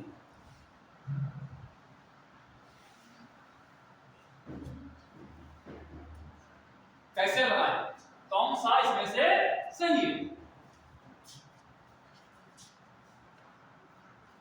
कोई आइडिया? क्या करें, नॉन विस्कस है तो वर्डोली थोड़ा लगेगी, कैसा है हॉरिजॉन्टल रखा जाता है ना, हॉरिजॉन्टल, तो हॉरिजॉन्टल रखा होगा तो क्या लग जाएगा P plus half rho V square, ये constant P plus half rho V square. इसका मतलब क्या हुआ, इसका मतलब ये हुआ कि अब इसमें वेलोसिटी को दे रखी नहीं, खाली पाइप बोतल को ऐसे घुमा के रख दिया, टेढ़ा करके बोतल को टेढ़ा करके रखो तो रख दिया, फिर बताओ प्रेशर कैसे कहां वैरी करेगा, आप क्या करें इसमें? अब इसमें एक चीज और कंटिन्यूटी लगा दो, कंटिन्यूटी भी लगाओ साथ में। देखो कंटिन्यूटी क्या है, कंटिन्यूटी भी लगाएंगे इसमें, तो कंटिन्यूटी क्या कहलाती है कि AB बराबर है ना। अब ये क्या है, यहां पे कोई एरिया जहां तक एरिया एक जैसा, ठीक, यहां पर एरिया सेम है, यहां पे एरिया क्या हो गया, इसका क्या मतलब हुआ, यहां पे एरिया ज्यादा है, यहां पे कम, लेकिन यहां का कांस्टेंट भी है ना, तो अगर जहां पे एरिया ज्यादा होता है, अभी क्या होता है वेलोसिटी वहां पे कम, चलो यहां पे जो वेलोसिटी होगी क्या होगी, कम हो जाएगी, लो, है ना, यहां वेलोसिटी क्या हो जाएगी, v हाई ज्यादा होगी ना, क्लियर हो गया? कंटिन्यूटी इक्वेशन से पता हो गया, यहां पे वेलोसिटी कम है v और यहां पर वेलोसिटी कितना, क्लियर हो गया?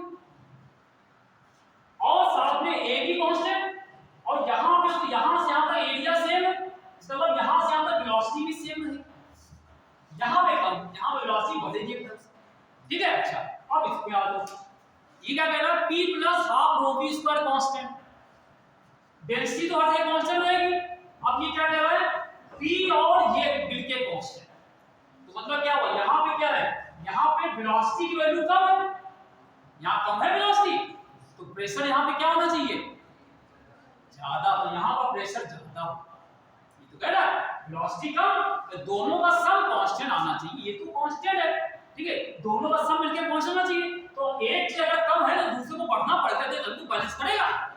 और यहां पे पहुंचे तो एरिया यहां पे क्या हो रहा है, वेलोसिटी ज्यादा होगी, इससे निकला, जब वेलोसिटी यहां पे ज्यादा हो जाएगी, प्रेशर यहां पे क्या होगा, तो यहां पे प्रेशर क्या हो जाएगा, लो, यहां पे प्रेशर क्या होगा, उल्टा हो जाएगा, और यहां पे हाई है लेकिन यहां पर प्रेशर कांस्टेंट रहेगा। अब बताओ कौन सा सही है,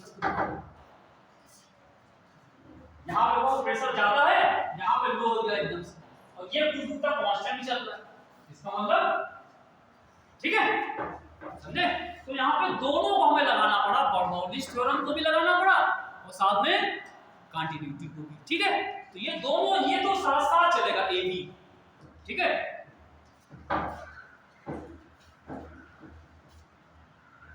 ए बी ना, ये हमेशा चलता रहेगा।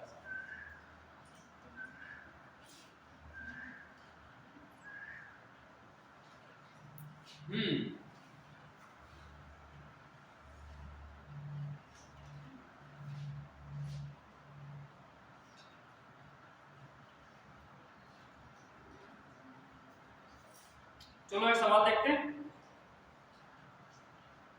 एक सवाल देखते हैं।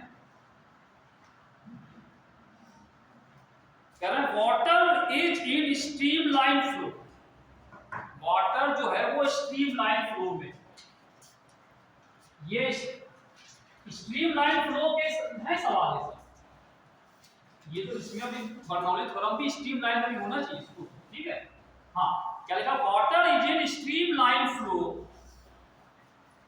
along a horizontal pipe, तो उसमें लिख दिया horizontal, along horizontal pipe with non-uniform cross section, with non-uniform cross section, ठीक है। water is in streamline flow along a horizontal pipe with non-uniform cross section, ठीक, full stop लगाइए। at a point in the pipe, at a point in the pipe where the area of cross section is, where the area of cross section is 10 centimeter square, at a point in the pipe where the area of cross section is 10 centimeter square, comma लगाना, the velocity of water is, velocity of water is 1 meter per second and the pressure is 2000 pascal, and the pressure is 2000 pascal। मतलब ये कह रहे हैं कि एक horizontal pipe है, ठीक है, लेकिन उसका जो क्रॉस सेक्शन है हर जगह नॉन यूनिफॉर्म, बदल कहीं ज्यादा कहीं पे, ठीक है। तो उसका एक कोई पॉइंट नहीं दिया, वहां का एरिया भी दे रखा है, वेलोसिटी भी दे रखी है और प्रेशर भी दे रखा है, ये दे रखा है, ठीक है। तो निकालना क्या है, कह रहे हैं the pressure at another point, दूसरे पॉइंट पर प्रेशर निकालना, एक पर दिया हुआ था, ठीक है। The pressure at another point where the cross sectional area is 5, जहां पे एरिया कितना आ जाता है 5 सेंटीमीटर स्क्वायर। तो यहां पे आपको प्रेशर बताना है, ठीक है। ये A1 B1 P1, तो ये आपको बताना है। मतलब एक कोई पाइप ऐसा होगा, हॉरिजॉन्टल पाइप है, लेकिन उसका हर जगह पे आपको प्रेशर बताना, ठीक है। अच्छा, आंसर तो क्या है, जरा ऑप्शन लिख देते हैं पहले हम यहाँ पे। ऑप्शन कौन कौन से हैं? पहला ऑप्शन कह रहा है 4000 पास्कल, दूसरा है 2000 पास्कल, तीसरा है 1000 पास्कल, ठीक है, चौथा है 500। कौन सा सही होगा, ठीक, ये है सवाल।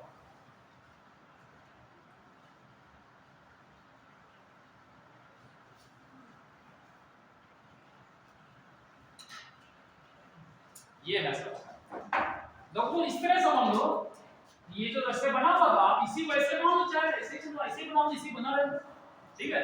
इसी से बना ले कि एक जगह एरिया अलग दिया, एक जगह अलग दिया था, चाहो ऐसे बना लो, या ये नहीं लग रहा तो आप दूसरा बना लो, ठीक है। ये हॉरिजॉन्टल पाइप होना चाहिए, मतलब ये कि ये रखा हुआ है यहाँ, ठीक, और ये कुछ इस तरीके, ये हॉरिजॉन्टल पाइप, ठीक है। तो यहाँ का एरिया दे रखा है A1, यहाँ की वेलोसिटी दे रखी है V1, और यहाँ का प्रेशर भी दे रखा है। तो दूसरा एक पॉइंट दे दिया यहाँ पे, जहाँ का एरिया दे रखा है A2, तो यहाँ का प्रेशर आपको बताना है, यहाँ का प्रेशर बताना है। कैसे करेंगे?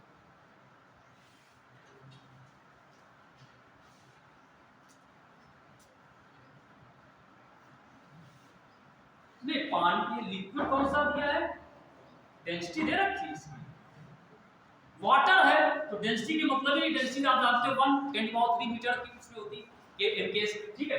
वाटर है तो कैसे होगा, P1 कितना है देखो, P1 प्लस हाफ रो V1 स्क्वायर बराबर P2 प्लस हाफ रो, फिर से लगा दो और जेंटल है तो H वाला हट जाएगा, है ना। अच्छा तो इसमें तो दिया हो सब कुछ, P1 दे रखा है 2000 पास्कल, हाफ रो की वैल्यू हो जाएगी 10⁻³ और V1 इसका है 1 मीटर पर सेकंड, ठीक। स्क्वायर करोगे तो यही रहेगा। P2 हमको निकालना था, हाफ रो की वैल्यू फिर यहाँ पे 10⁻³ और V2 नहीं P निकालना ना, तो V2 तो नहीं पता है, V2 तो नहीं पता है तो क्या करें, कंटिन्यूटी भी लगाओ इसमें, ठीक है। कंटिन्यूटी लगा करके V2 निकालो, A1 B1 बराबर A2, पहले वो लगाएंगे, ठीक है। तो पहले क्या लगाओगे, A1 B1 बराबर ये, तो देखो A1 दे रखा है B1 दे रखा है ये, लेकिन बस ये सेंटीमीटर में है तो मीटर में कर देना, ये नहीं भी करो कैंसिल से पता है कैंसिल होएगा, ठीक है। A1 B1 हो गया और A2 दे रखा है, A2 कितना है 5, इससे पहले V2 यहां से निकाल लेना, कर लोगे, इससे पहले V2 फिर यहां रख करके V2 यहां रख करके आ जाएगा, कर लेंगे कोई प्रॉब्लम नहीं, ठीक है। तो आप कर लीजिएगा, आंसर 500 आएगा।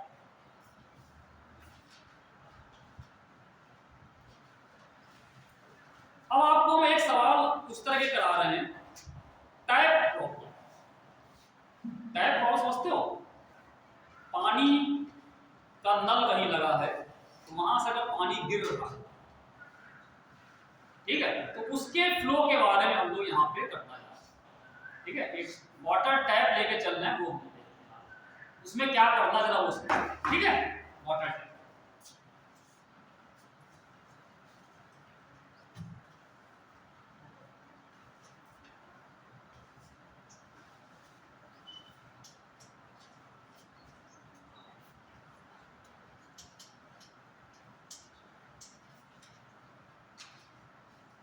जैसे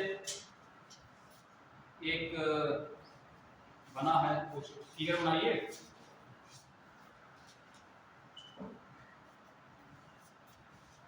अगर यहाँ पे कोई एक पानी का वो टैप लगा हुआ है, ठीक है, ये इस तरीके से है, ये है,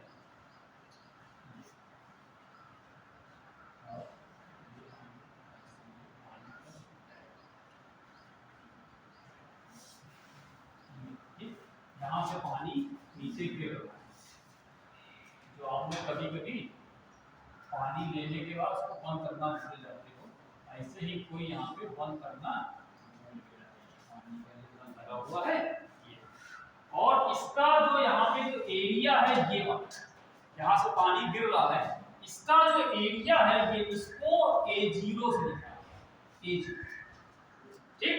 और A0 कितना है, ये है 4 मीटर स्क्वायर, ठीक है।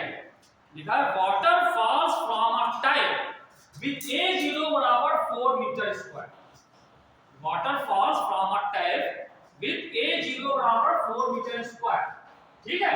अच्छा फिर आगे क्या लिखा है इसमें, इसके आगे इसमें कुछ और लिखा हुआ है, फिर यहां से नीचे पानी गिरेगा, जब आप जानते हो तो पानी पहले गिरता है तो यहाँ पे थोड़ा सा इसकी जो पानी की जो ड्रॉप होती है, यहाँ पे थोड़ा सा मोटी मोटी निकलती पाइप, और नीचे आते आते जब पहुंचता है पानी ये एकदम पतला होने लगता है, और ये यहाँ पे ऐसे पतला नीचे, जब यहाँ पे पहुंचते जब नैरो हो गया तो यहाँ पे जो इसका एरिया था ये हो गया 1 मीटर, ठीक है, ये हो गया 1 मीटर स्क्वायर, और यहां से ये यहां तक आने में ये h हाइट तक नीचे गिरती है, h मतलब h ऊंचाई तक आने में, और h की वैल्यू कितनी है 2 मीटर, 2 मीटर पानी जब गिरता है तो ये जो इसका एरिया A0 था, A0 से ए पे आ गया 1 मीटर, मतलब ये कितना था A0, ए बराबर है 1 metre, 4 metre square cross section area से 1 मीटर स्क्वायर होता है, ठीक है, वहां से नीचे पहुंचे, ठीक है। तो कह रहे वेलोसिटी बतानी है आपको, द वेलोसिटी v, यानी यहां पे जो पानी पहुंचेगा ये, उसकी वेलोसिटी कितनी है ये, इसकी यहां पे वेलोसिटी बताना है, ठीक है, ये वेलोसिटी बताना है। कुछ और भी दे रखा है इसमें, ये देख लीजिए। हाँ, यहां पे दे रहे वेलोसिटी है v, ये यहां से पानी जब गिर रहा था, गिरना चालू हुआ था, वो v0 वेलोसिटी से गिरा, तो यहां की वेलोसिटी v बतानी है आपको, ये वेलोसिटी बतानी है, ये वेलोसिटी बतानी है। बताओ क्या क्या करोगे, बताओ।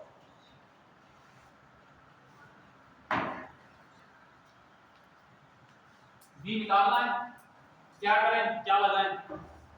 अगर हम यहाँ पे बर्नौलीज थ्योरम का इस्तेमाल करें, बर्नौलीज थ्योरम कैसे करोगे, ये हॉरिजॉन्टल तो है नहीं, वर्टिकल है, तो यहाँ पे p plus half rho square plus rho g, ये तीनों लेके चलेंगे, ठीक है, तीनों लेके चलेंगे। तो यहाँ पे क्या करना होगा, यहाँ पे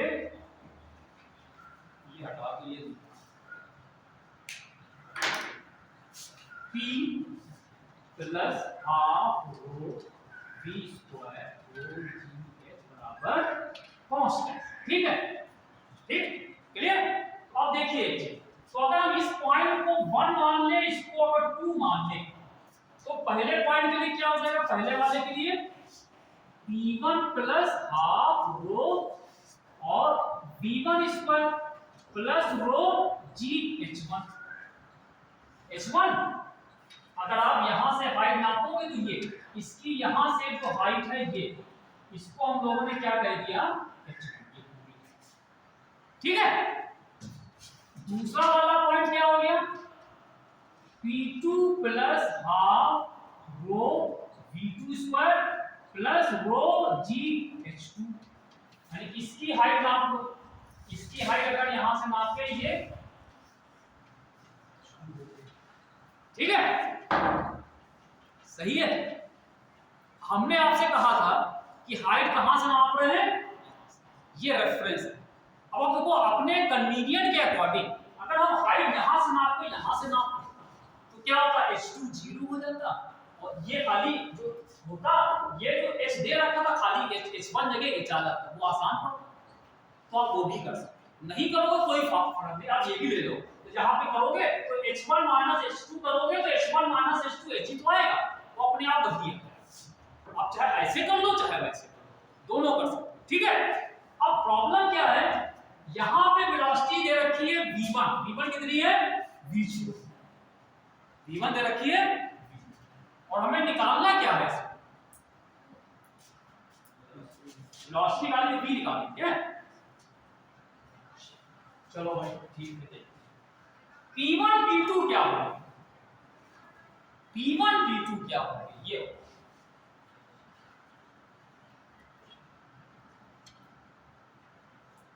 p1 देखो, एक चीज ध्यान दीजिएगा, हमेशा ध्यान में रखो अच्छी तरीके से, जो कह रहे हैं इसको अच्छी तरीके से दिमाग खा लो। अगर कोई चीज, कोई सिरा या कोई भी चीज हवा के साथ कांटेक्ट में, एयर के संपर्क में, जैसे ये पानी यहां से निकल रहा है यहाँ पे, तो ये क्या चीज है, यहाँ पे आसपास की एयर इसके संपर्क में, यहाँ जो प्रेशर होगा वो एटमॉस्फेरिक प्रेशर, ठीक है। तो यहाँ और यहाँ पे भी क्या है, दोनों जगह प्रेशर तो एक ही होगा, कि पानी जो जब यहाँ पे जब अगर आप इसको बंद कर देते चारों तरफ से, तब एटमॉस्फेरिक प्रेशर ना होता, ये ओपन है ना, ये टैब यहाँ पे खुला होगा, तो यहाँ पे दबाव कौन डाल रहा है, हवा डाल रही है, तो यहाँ पे जो प्रेशर कौन सा होगा, एटमॉस्फेरिक प्रेशर, इसको हम लोग क्या कहते हैं, PATM, ATM मतलब एटमॉस्फेरिक प्रेशर, और यहाँ पर भी क्या है, PATM एटमॉस्फेरिक प्रेशर, एटीएम वाला नहीं, डाला पैसा निकाला वो एटीएम नहीं, एटमॉस्फेरिक, क्लियर। तो p1 p2 दोनों क्या हो जाएंगे, सेम, वो कैंसिल हो गए, तो ये क्या होगा, PATM हाफ v1 की वैल्यू कितनी दे रखी है, v0 स्क्वायर प्लस रो जी h1, तो चलो h1 ही कर देते हैं, ठीक, बराबर ये भी कितना हुआ atm प्लस हाफ रो v2 निकालना है, तो ठीक है रो जी h2, ये कैंसिल, ये कैंसिल हो, ठीक है। अच्छा अब यहाँ पे देखो, यहाँ पे क्या करेंगे, इसको आप उधर ले जाएंगे, चाहे इसको उधर लाए चाहे किसी को उधर ले जाओ, क्या फर्क पड़ता है, आप इसको उधर ले जाओ, देखो ये क्या आएगा रो जी h1, ये इधर आ गया माइनस रो जी h2, इधर जब आएगा ये क्या होगा हाफ रो v2 स्क्वायर, ये इधर आएगा minus half rho v0 square. यहां पे देखो रो तो हर जगह है जो कॉमन है, तो ये आएगा h1 माइनस, और यहां पे भी देखो क्या है हाफ रो कॉमन है v2 square minus rho cancel हो गया, h1 माइनस h2 कितना, ये h1 था ये h2 था, माइनस आया h2, और वही हम ग्राफ से कर रहा था, आप इसको पहले के रेफरेंस को यहां करते तो भी नहीं आता, ठीक है, चाहे वैसे करो चाहे वैसे करो, तो ये तो हो गया 2, तो यहां पे दो कैंसिल हो गया g * 2 बराबर हाफ, और ये v2 square minus v0 square, ठीक है, ये इधर आ गया 2 हो गया, यानी कि मल्टीप्लाई करोगे 4g बराबर v2 square minus v0 square, ठीक है, तो इससे आप निकाल सकते हो v2 स्क्वायर बराबर कितना आ जाएगा 4g प्लस, और 4g का मतलब 10 ले लो प्लस 2g स्क्वायर, यानी 40 प्लस, ये इस तरीके से आप इसको निकाल सकते हैं, ठीक है। अब इसमें सवाल में कुछ कंफ्यूजन अगर दिया है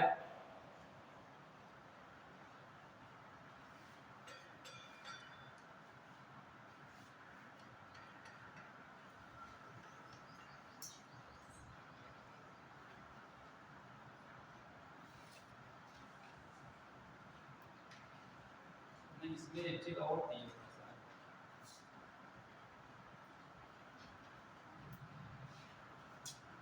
अच्छा इस तरह सवाल लगेंगे, ठीक है, इस तरीके से सवाल इसके लगेंगे, आप इसको को ऐसे समझ लो, एक चीज और देखिए 2g, अगर हम h1 माइनस h2 का भी ना रखें, h1 माइनस h2 का हम यहां पे h ले लें, इसको h ले लें, क्या ले लें इसको h ले लें, तो ये क्या बन गया, देखो ये क्या बन गया, अब हम इसको हटाते हैं, इसको ऐसे यहाँ पे ऐसे, तो यहाँ पे क्या आया, यहाँ पे ये आया, इसको 2 इधर है 2gh बराबर v2 स्क्वायर माइनस, तो यहाँ पे आ गया v2 स्क्वायर बराबर v0 स्क्वायर प्लस, ये फॉर्मूला बन गया कि यहाँ से जो पानी गिरेगा, जब h ऊंचाई h हाइट से नीचे गिरेगा, तो वहां पे उसकी वेलोसिटी क्या हो जाएगी, जो यहाँ पे वेलोसिटी थी v0 स्क्वायर प्लस 2g, ये फॉर्मूला याद कर लीजिए कि अगर इस तरह की कोई प्रॉब्लम हो, वाटर टाइप वाली प्रॉब्लम हो कि h ऊंचाई तक यहाँ पे आने के बाद यहाँ वेलोसिटी कितनी हो जाएगी,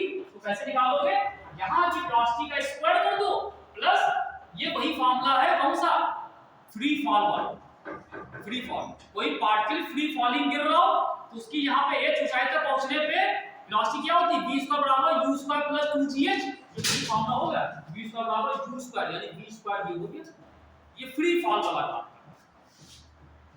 ठीक है। और साथ में एक चीज और यहां पे लगा सकते हैं, एक तो ये लगाएंगे वाटर टैप वाले में, और दूसरा कंटिन्यूटी a1 b1 बराबर a2, ये भी लगा देंगे a1 b1 बराबर a2, ये दोनों लगेगा, ठीक है। अब इसमें सवाल हम देखते हैं, एक सवाल, ये सवाल नहीं था, ये पूरी आर्टिकल था, ठीक है।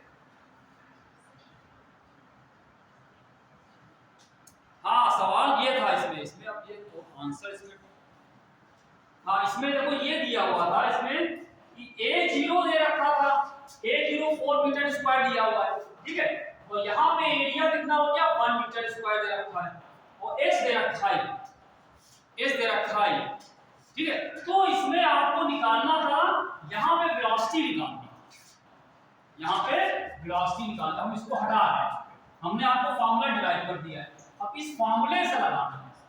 ये प्रॉब्लम सामने आपके लिखी हुई है और इससे आपको निकालना है, ठीक है। कैसे हो सकता है बताओ? हो सकता है ये यहां का एरिया दे रखा है, यहां का एरिया दे रखा है, ठीक है, और ये एच खाली दे रखा है, तो यहां की वेलोसिटी आपको निकालनी है। ये यहां की वेलोसिटी, यहां की वेलोसिटी का फॉर्मूला बता दिया हमने आपको, v स्क्वायर बराबर v0 स्क्वायर 2g, और ये 2 मीटर गिवन है। कैसे निकालेंगे? h2 है, v0 पता नहीं है, तो कंटिन्यूटी का इस्तेमाल, कंटिन्यूटी लगा सकते हैं। तो कंटिन्यूटी लगाओ, पहले क्या होगा? कंटिन्यूटी क्या कहता है? a1 b1 a2, ठीक है। यहां पे a0 कितना है? 4, a1 ये तो हो गया, और v1 को चलो हम कभी v0 ही कर लेते हैं, ये वहां पर v0 प्लस हो गया, ठीक। और यहां पे कितना हो गया? a2 कितना है?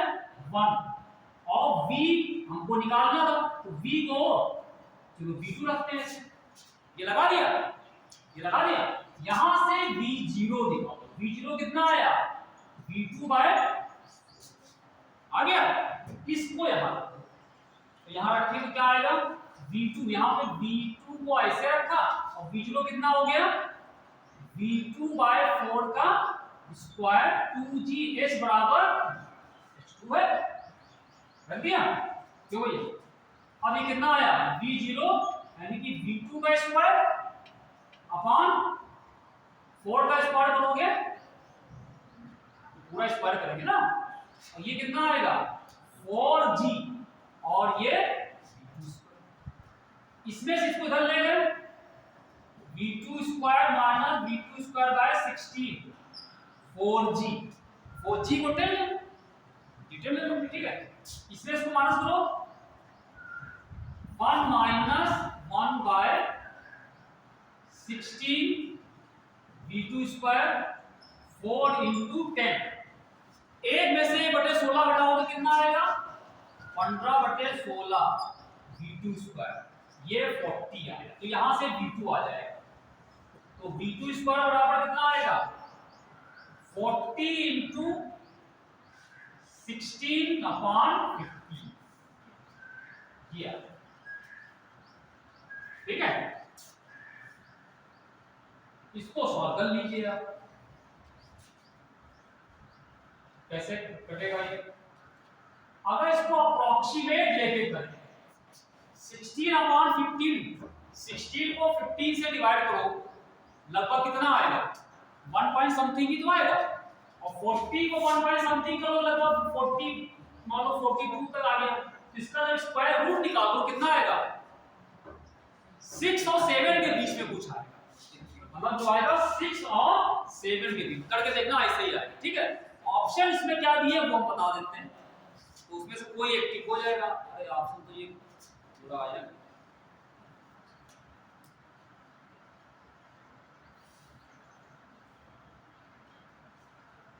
ये इसको करोगे 42 कुछ आएगा, इसको डिवाइड करोगे 42 पॉइंट समथिंग, मतलब उसका स्क्वायर रूट निकालोगे तो 6 और 7 के बीच में आएगा, 6 पॉइंट समथिंग, तो जो वेलोसिटी आएगी वो 6 पॉइंट समथिंग आनी चाहिए, ठीक है।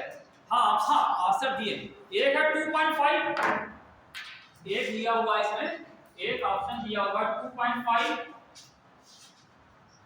मीटर पर सेकेंड, एक है 6.5, एक है 4.5, एक है 1, तो 6.5 वाला आ जाएगा इसके बीच में, ठीक है।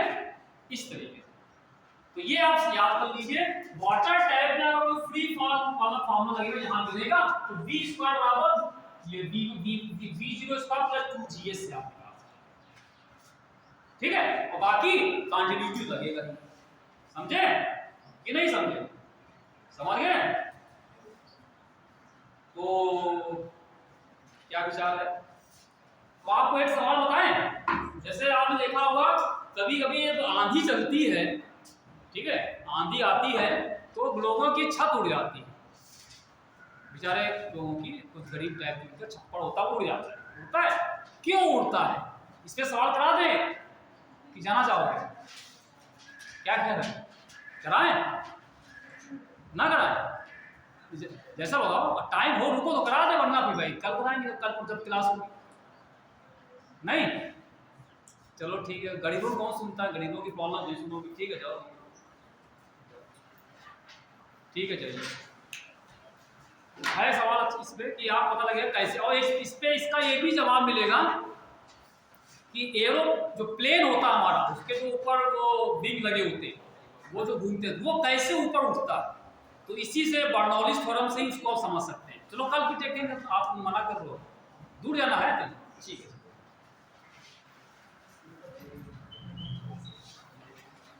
इसको बंद कर